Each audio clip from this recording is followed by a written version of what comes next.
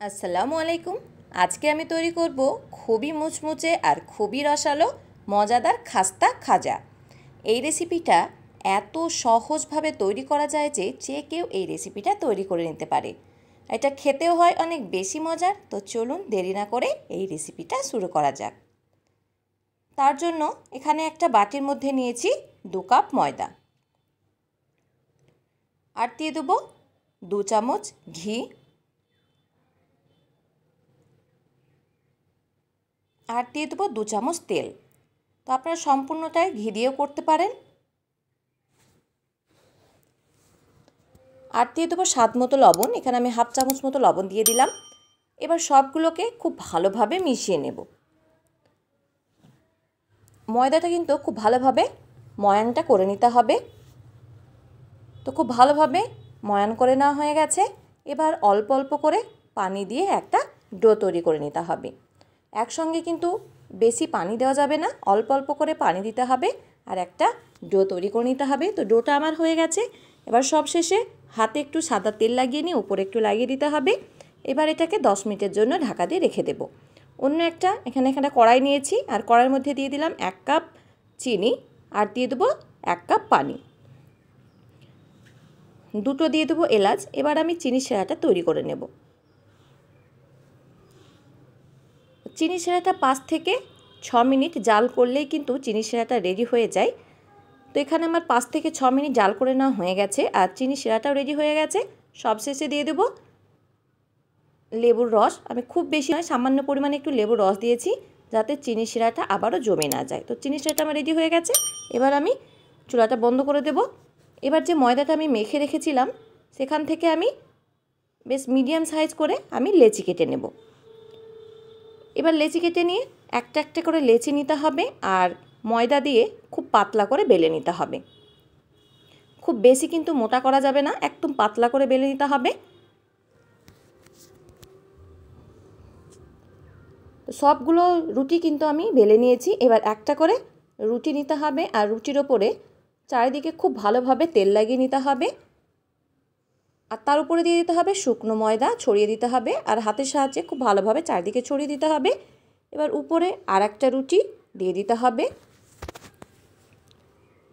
এবার ওই রুটিটার উপরেও সাদা তেল ব্রাশ করে নিতে হবে, আর দিয়ে দিতে হবে আবার শুকনো ময়দা, চারিদিকে আবারও খুব ভালোভাবে ছড়িয়ে দিতে হবে, আর তার উপরে আবারও দিয়ে দিতে হবে আর একটা রুটি। তো সেমভাবেই আপনাদের কাছে যতগুলো রুটি থাকবে, সেম প্রসেসেই কিন্তু এই লেয়ারগুলো এভাবে তৈরি করে নিতে হবে। তেল লাগিয়ে নিতে হবে, আর উপরে শুকনো ময়দা দিয়ে দিতে হবে। তো সব রুটিগুলো আমার দেওয়া হয়ে গেছে, আর সব শেষে আবারও আমি তেল লাগিয়ে নিয়েছি, আর উপরে শুকনো ময়দা। এবার এক সাইড থেকে এটাকে আমি রোল করে নেব। একটু টাইটভাবে রোলটা করে নিতে হবে যাতে খুলে না যায়, আর সব শেষে সাইডে একটু পানি লাগিয়ে দিতে হবে যাতে এটা খুলে না যায়। তো রোল করে নেওয়া হয়ে গেছে। এবার হাতের সাহায্যে এভাবে একটু লম্বা করে নিতে হবে।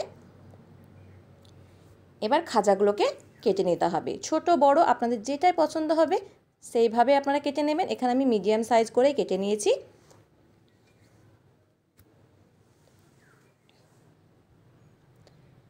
তো সবগুলো কেটে নেওয়া হয়ে গেছে। তো ভিতরের লেয়ারগুলো দেখুন কতটা সুন্দর হয়েছে। এবার একটা একটা করে নিয়ে একটু শুকনো ময়দা দিয়ে আবারও এটাকে একটু বেলে নিতে হবে, একটু হালকা করে একটু বেলে নিতে হবে। তো এভাবে সবগুলোকেই তৈরি করে নিতে হবে। এবার কড়াইয়ের মধ্যে এখানে তেল গরম করতে দিয়েছি, আর তেলটা কিন্তু খুব বেশি গরম করা যাবে না, একদম হালকা গরম থাকবে, তখনই কিন্তু এই খাজাগুলোকে দিয়ে দিতে হবে। আর চুলার আঁচ একদম কমিয়ে দিতে হবে, আর একদম কম আঁচে এগুলোকে ভেজে নিতে হবে। তো ভিতরের লেয়ারগুলো দেখুন কতটা সুন্দর হয়েছে। ভেজে নেওয়া হয়ে গেছে, কালারটাও খুবই সুন্দর চলে এসেছে। এই অবস্থাতেই কিন্তু আমি তেল থেকে তুলে নেব। তেল থেকে তুলে নিয়ে গরম অবস্থাতেই সেরাটা কিন্তু হালকা একটু গরম থাকতে হবে, আর খাজাটাও কিন্তু গরম থাকতে হবে। এবার খাজাটাকে সেরার মধ্যে দিয়ে দিতে হবে, আর সেরাটা খুব ভালোভাবে খাজার মধ্যে লাগিয়ে নিতে হবে। শিরার মধ্যে 3 থেকে 4 মিনিট রাখলেই কিন্তু খাজার মধ্যে চিনি শিরাটা খুব ভালোভাবে ঢুকে যাবে। খুব বেশিক্ষণও রাখা যাবে না, তাহলে আবার কিন্তু খাজাটা নরম হয়ে যাবে। তো এভাবে আমি সবগুলো তৈরি করে নেব। তো তৈরি হয়ে গেছে খুবই মজাদার খাজা। তো অবশ্যই আপনারা এই খাজার রেসিপিটা বাড়িতে বানিয়ে দেখবেন, আর বানিয়ে কেমন হয়েছে অবশ্যই আমাকে কমেন্ট করে জানাবেন। আবার নিয়ে চলে আসবেন নতুন কোনো একটা রেসিপি। সবাই ভালো থাকবেন। আসসালামু আলাইকুম।